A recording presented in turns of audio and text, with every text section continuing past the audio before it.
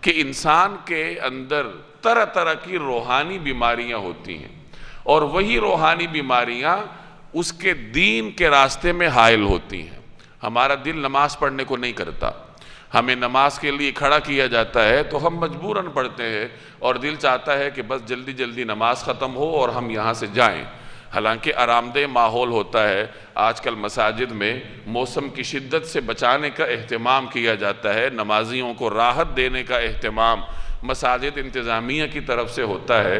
اس آرام دہ ماحول میں بھی ہمارا نماز پڑھنے کو دل نہیں کرتا۔ اس کی وجہ یہ ہے کہ روحانی امراض ہمارے اندر پختہ ہو چکے ہوتے ہیں، اور وہ روحانی امراض دین کے راستے میں ہمارے لیے رکاوٹ ہوتے ہیں اور حائل ہوتے ہیں۔ جب تک ان کا علاج نہ کیا جائے اس وقت تک انسان کے لیے بڑا مشکل ہوتا ہے کہ وہ دین کی طرف مائل ہو جائے۔ صوفیاء خانقاہوں میں انہی چیزوں کا علاج کرتے ہیں، روحانی امراض کا علاج کیا جاتا ہے، مختلف طریقوں سے علاج ہوتا ہے۔ تصوف کے مختلف سلاسل ہیں، مختلف سلسلے ہیں، نقشبندیہ ہے، قادریہ ہے، سہروردیہ ہے، چشتیہ ہے، یہ تمام سلاسل ہیں اہل تصوف کے، اور ہر سلسلے کے مشائخ کا روحانی امراض کے علاج کا طریقہ کار اپنا ہوتا ہے۔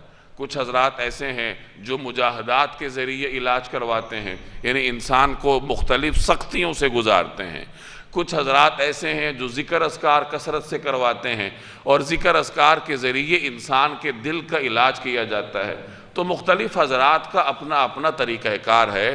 تو عرض کرنے کا مقصد یہ ہے کہ جس طریقے سے انسان اپنے جسم کا خیال کرتا ہے، مختلف قسم کے ٹیسٹ کرواتا ہے، خون کے نمونے جمع کرواتا ہے، اور دیکھتا رہتا ہے کہ کہیں میرے اندر کوئی موذی مرض نہ آ گیا ہو، اس کا علاج کرتا ہے، اس کے لیے تدابیر کرتا ہے، اسی طریقے سے روحانی امراض کی بھی تشخیص کر کے پھر اس کو ختم کرنے کا اہتمام کرنا چاہیے۔ تکبر ہے، بغض ہے، کینہ ہے، ریا ہے، یہ تمام روحانی امراض ہیں جو کہ ہر انسان کے اندر موجود ہوتے ہیں، اور محنت کر کے ہی ان کو باہر نکالا جاتا ہے۔ میں پھر عرض کر دوں کہ کوئی آدمی یہ دعویٰ نہیں کر سکتا ہم میں سے کہ میرے اندر تکبر نہیں ہے۔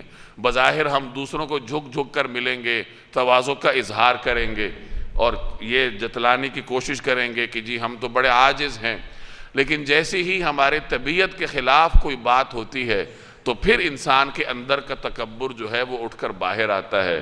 یا دفتر میں آپ کا کوئی ماتحت کوئی ایسا کام کر دے جو کہ آپ کی شان کے خلاف ہو، تو وہاں پھر انسان کا تکبر کھل کر سامنے آتا ہے۔